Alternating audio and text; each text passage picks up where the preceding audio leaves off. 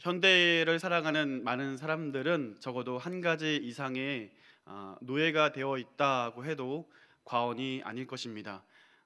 가끔 대중교통을 이렇게 이용하면 너나 할 것 없이 모두 다 스마트폰을 보고 있어요.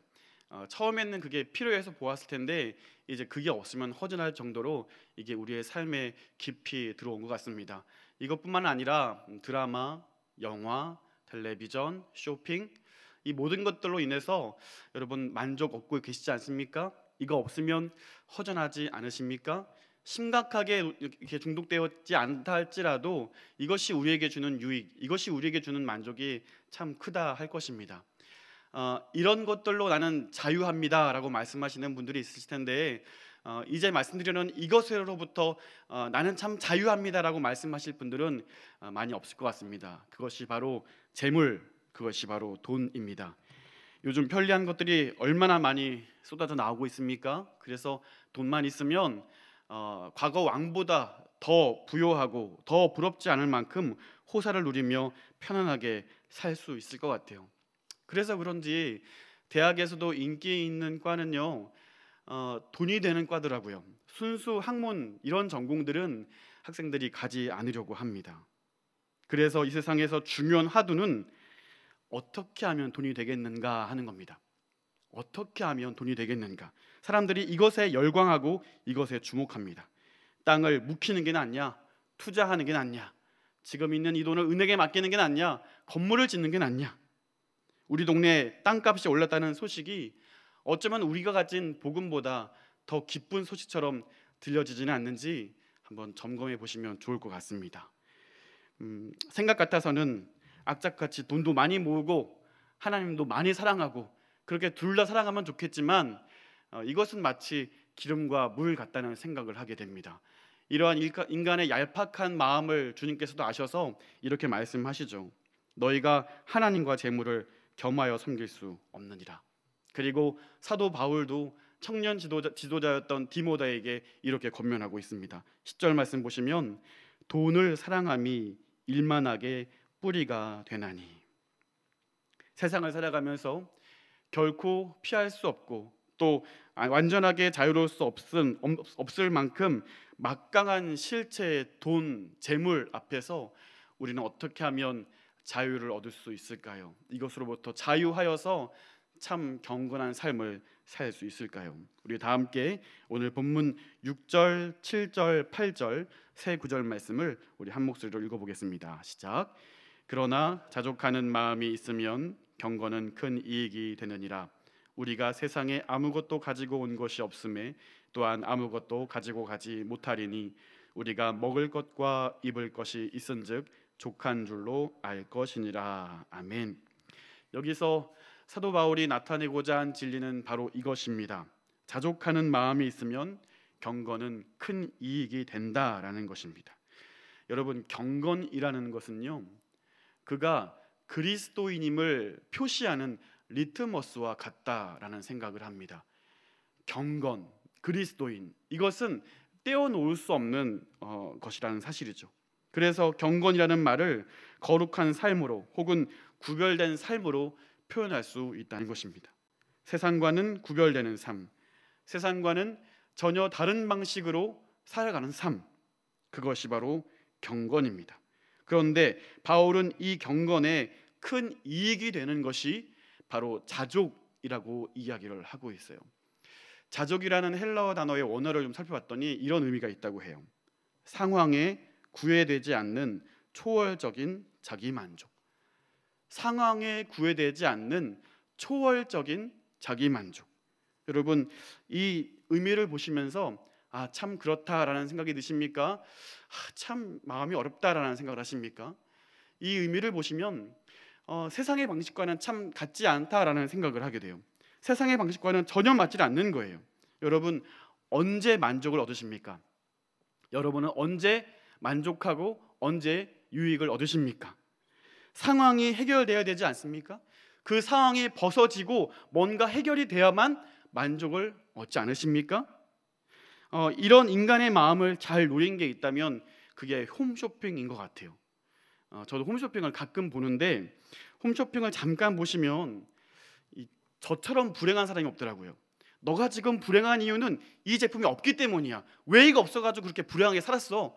저도 모르게 행복을 찾아서 전화번호를 누르고 있더라고요.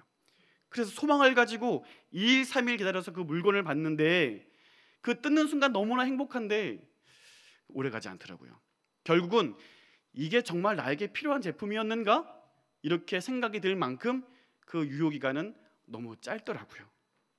그렇습니다. 세상의 모든 걸 다 가지고 다 누려봐야만 만족을 누리는 것이 아니라 지금 내게 주신 것, 지금 내게 있는 것, 이것을 누리고 감사하는 것, 그것이 바로 자족이다라고 말씀하고 있는 것입니다. 뿐만 아니라 나아가서 꼬일 대로 꼬여서 풀 수 없을 만큼 매듭이 강하게 묶여있는 그런 상황일지라도, 너무나 해결할 수 없는 답답한 상황 가운데 있을지라도 오히려 소망을 가지고 인내할 수 있는 것, 그것이 바로 자족의 힘이라는 것이에요. 오직 그 마음에 그리스도로 인하여서, 하나님이 주시는 소망과 그 넉넉함으로 인하여서, 하나님이 반드시 나를 인도하시라는 그 확신 때문에 소망을 잃지 않는 사람이 바로 그리스도인이고 자족을 경험하는 사람들의 특권이라는 사실입니다.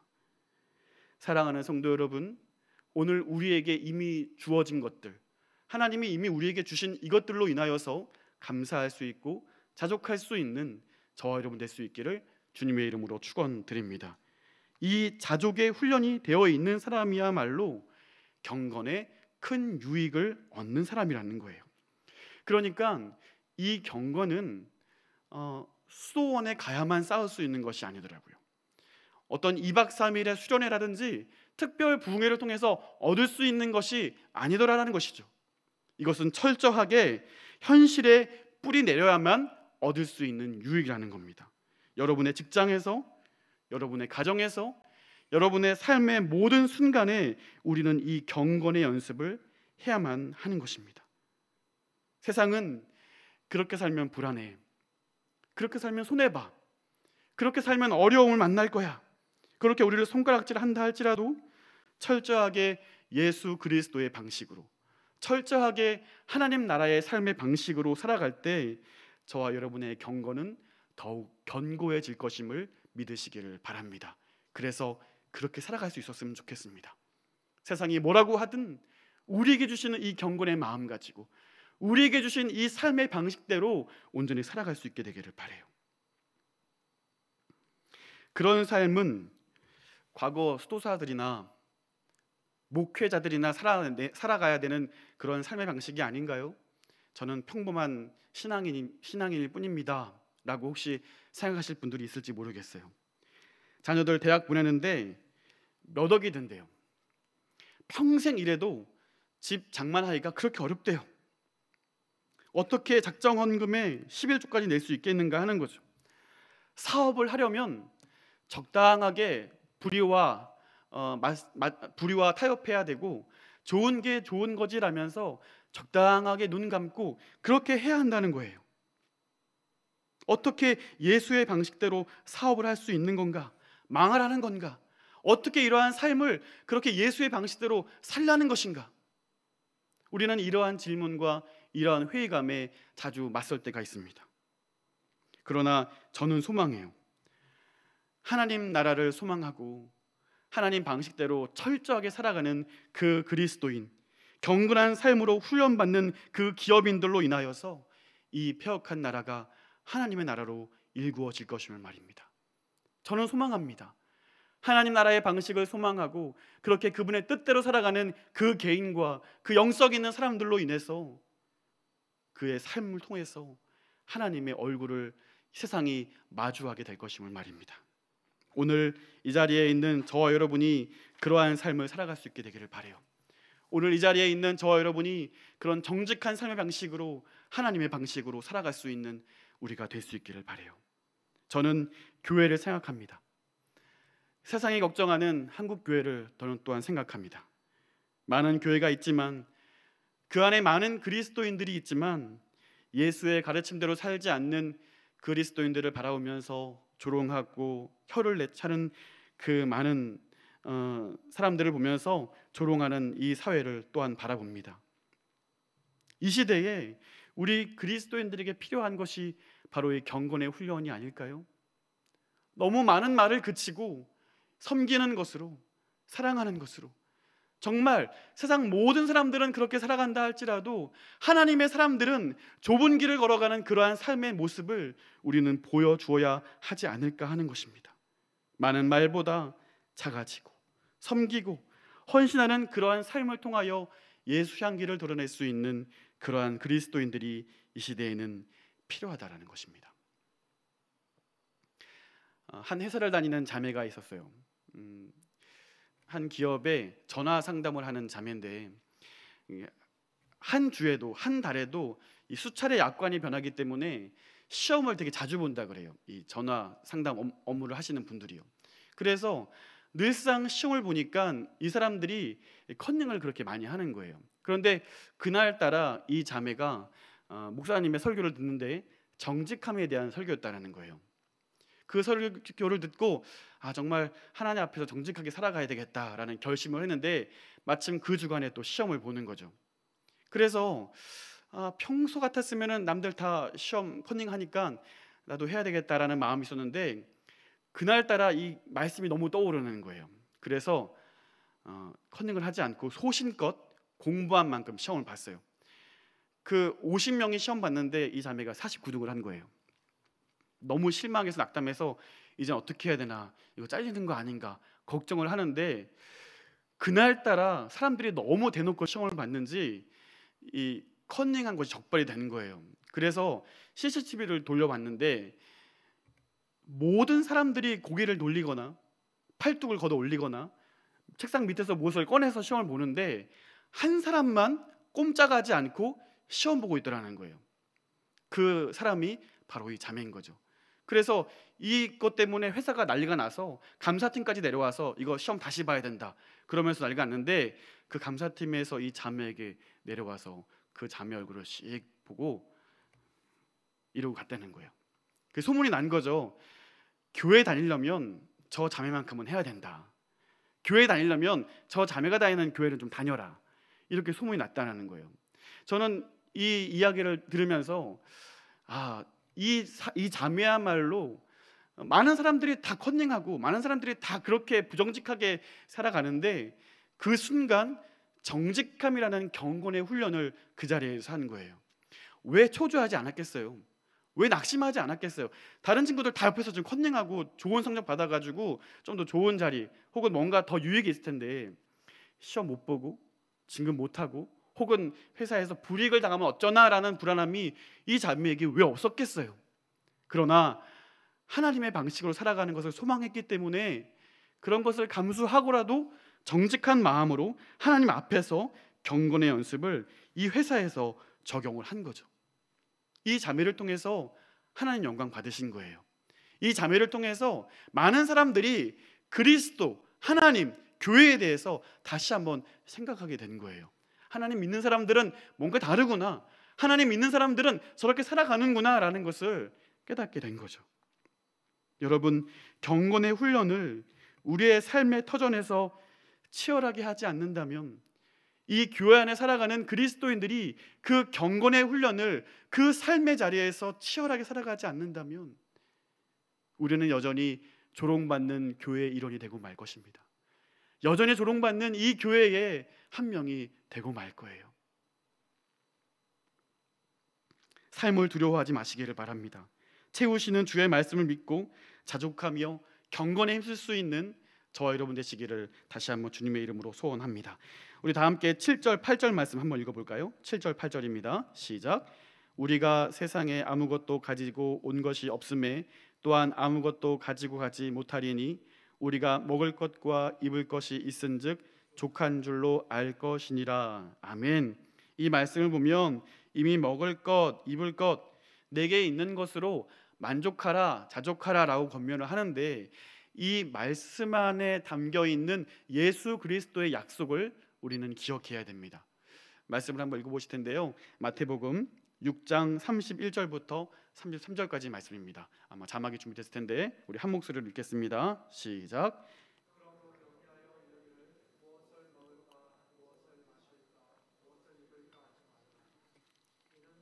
이방인들이 구하는 것이라. 너희 하늘 아버지께서는 이 모든 것이 너희에게 있어야 할 줄을 아시느니라. 그런즉 너희는 먼저 그의 나라와 그의 의를 구하라. 그리하면 이 모든 것을 너희에게 더하시리라. 아멘. 자족할 수 있는 힘이 뭐냐면요, 이미 내게 주신 것 때문에 감사하는 것도 있는데요, 부족할 때, 연약할 때, 막혀 있을 때 채우시고 인도하시는 하나님의 역사가 있다, 이것을 소망하는 것입니다. 이것을 믿기 때문에 우리는 먼저 그의 나라와 그의 의를 구할 수 있는 것입니다. 그렇게 산다면, 그렇게 살아가기로 결심한다면, 실제로 우리의 삶 가운데 그것을 위해서 선택하고 손해를 보고 그 좁은 길을 걸어간다면 채우시는 하나님의 역사를 우리가 바라볼 수 있고 경험할 수 있다라는 사실입니다. 그것 때문에 만족하라는 거예요. 채우시는 주님이 있기 때문에 우리는 더욱더 만족할 수 있다는 거예요. 하박국 선지자의 고백을 들어보십시오. 비록 무화과 나무가 무성하지 못하며 포도나무에 열매가 없으며 감람나무에 소출이 없고 밭에 먹을 것이 없으며 우리의 양이 없으며 외양간에 소가 없을지라도 나는 여호와로 말미암아 즐거워하며 나의 구원의 하나님으로 말미암아 기뻐하리로다. 주 여호와는 나의 힘이시라. 나의 발을 사슴과 같게 하사 나를 나의 높은 곳으로 다니게 하시리로다. 아멘. 없을지라도, 부족할지라도 여호와 하나님 때문에 만족하는 것, 나와 함께 하시는 하나님 때문에 만족하는 것, 지금 나의 처해진 상황을 넘어서 초월적인 하나님의 역사를 바라보고 지금 없는 것 때문에 불평할 것이 아니라 채우시는 주님으로 인하여 만족하는 것, 그것이 바로 자족이며 이것이 경건의 첫 단추라고 말씀하고 있는 거예요. 그러므로 우리는 이 자족하는 마음이 없으면 돈의 노예가 되고 마는 것입니다. 자족함이 없으면 우리는 돈을 바라보고 돈 때문에 우리의 모든 것을 걸어야 하는 자유로울 수 없는 노예가 될 수밖에 없다는 거예요. 실제로 바울이 디모데에게 이 재물에 대한 부분을 언급하고 권면하는 이유는 돈을 사랑하여서 하나님을 떠나버린 지도자들이 있었기 때문에 그래요. 부자가 되기 위해서 교회를 나오는 성도들이 있었기 때문에 그래요. 하나님을 소망하지 못하고 지금 나를 만족하게 해주는 돈을 더 소망하는 사람들, 돈을 더 사랑하는 사람들, 이러한 사람들을 가리켜서 사도 바울이 이렇게 표현하고 있어요. 우리 9절 말씀 읽겠습니다. 9절, 본문 9절입니다. 시작.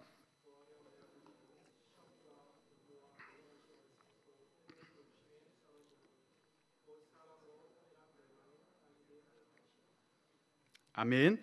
부하려 하는 자들이라고 표현하고 있어요. 부자라고 얘기하고 있지 않고요, 부하려 하는 자들이다라고 이야기를 하고 있어요. 이들의 삶의 유일한 목적은 이 세상에서 부자가 되는 거예요. 그들의 열정과 그들의 갈망은 오직 돈이 많아지는 것에 있는 거예요.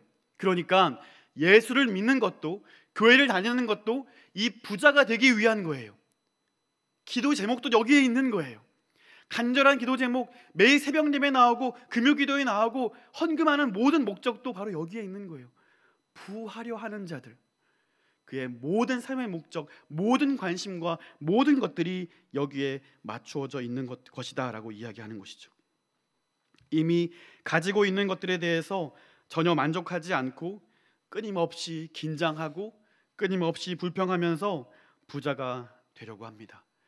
제가 특별한 예를 들지 않아도 이러한 삶의 사람들을 우리는 너무나 많이 보아왔습니다. 또 너무나 많은 장면들을 우리는 매체를 통해서, 뉴스를 통해서 보고 있습니다. 우리 역시 세상의 마음을 빼앗겨 어쩌면 이 일에 동참하고 있었던 건 아닌지 우리의 신앙을 한번 점검해 볼 수 있기를 바랍니다. 혹시 나는 부하려 하는 자가 아닌가? 나의 만족이 하나님이 아니라 부하려 하는 것, 이 세상에서 잘 되는 것, 더욱 많은 것을 가지고 누리려는 것, 이것에 나의 관심과 나의 소원이 있었는 건 아닌가? 한번 점검해 볼 수 있기를 바랍니다. 여러분 보십시오. 부하려 하는 자들의 결말을 사도 바울은 이렇게 이야기하고 있습니다. 10절 말씀도 함께 읽습니다. 10절입니다. 시작. 돈을 사랑함이 일만 악의 뿌리가 되나니 이것을 탐내는 자들은 미혹을 받아 믿음에서 떠나 많은 근심으로써 자기를 찔렀도다. 아멘. 부하려 하는 자들의 결말, 첫 번째, 그것은 믿음을 떠났다라는 것입니다. 돈의 유혹을 받아 믿음을 떠나는 거예요. 디모데 후서 4장 10절 말씀 보면은 사도 바울이 이런 말을 해요. 대만은 이 세상을 사랑하여 나를 버리고, 나를 더 가치 있게 해주는 것 같고, 나를 사람들로 하여금 더욱 인정받을 수 있는 것처럼 보게 하고, 이 세상에서 뭔가 인정받고 누리려 하는 것, 지금 당장 나를 만족해 할 수 있는 것, 이것을 사랑해서 믿음을 떠났고 하나님을 떠났고 그의 동역자인 바울을 떠난 데마를 이야기하고 있는 겁니다. 부하려 하는 자들의 특징, 그들의 결말, 그것은 믿음에서 떠나는 것입니다. 두 번째 결말은 뭐냐면 많은 근심으로써 자기를 찔렀도다라고 이야기를 하고 있습니다. 여기서 근심이라는 것은 깊은 슬픔을 이야기해요. 그런데 단순한 깊은 슬픔이 아니라 이것은 어떤 자각으로부터 오는 통회, 후회예요. 그것이 뭐냐면 양심을 버린 데서 오는 고통이죠. 이 재물이 결코 나의 영혼에 유익을 주지 않는구나, 이 재물이 나의 영혼에 영원한 만족을 주는 것이 아니구나라는 그 처절한 깨달음을 얻은 후에 오는 그러한 고통, 그것이 자기를 찔렀도다라고 이야기를 하는 거예요. 이 말씀을 보면서 가룟 유다를 떠오르게 됩니다. 예수를 스승으로 모시고 그렇게 쫓았지만 결국 이 자가 정치적인 메시아로서 자기의 어떤 유익과 부를 주지 못한다라는 생각을 들었고 결국 은산십에 그를 팔아버리는 일을 해요. 그런데 결국 그의 마음 가운데 그것을 깨닫게 되었고 결국 그는 끔찍한 결말을 선택하게 되죠.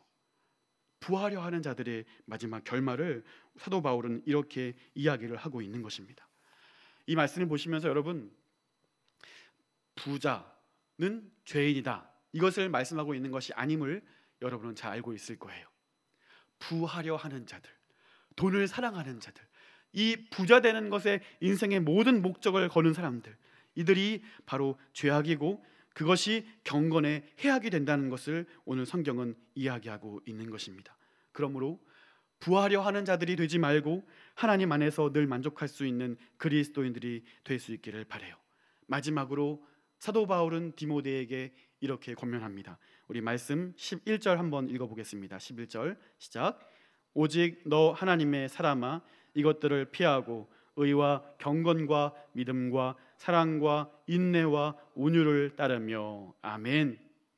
디모데를 부르면서 오직 너 하나님의 사람아 라고 부르고 있습니다. 오늘 저와 여러분, 우리 역시 마찬가지 아닙니까? 우리 옆에 계신 분에게 한번 이렇게 불러보셨으면 좋겠어요. 오직 너 하나님의 사람아. 네, 그렇게 들을만 하십니까? 그렇게 들을만 하십니까? 오늘 그것과 상관없이 하나님께서 오늘 우리에게 이렇게 말씀하시는 거예요. 오직 너 하나님의 사람아. 여러분의 경건이 흔들리며 여러분의 욕망이 여러분을 충동할 때 이 거룩한 부름을 기억하십시오. 오직 너 하나님의 사람아. 다시 부하려 하는 자가 되어서 내 소원이 하나님이 아닌 이 세상에서 부자가 되고 이 세상에서 어떤 것을 누리려 하는 그런 마음이 있을 때에 이 거룩한 부름을 기억하십시오. 오직 너 하나님의 사람아. 여러분의 책상 앞에, 여러분의 화장대 위에, 여러분의 차량 앞에 이 구절을 적어 놓으세요. 오직 너 하나님의 사람아.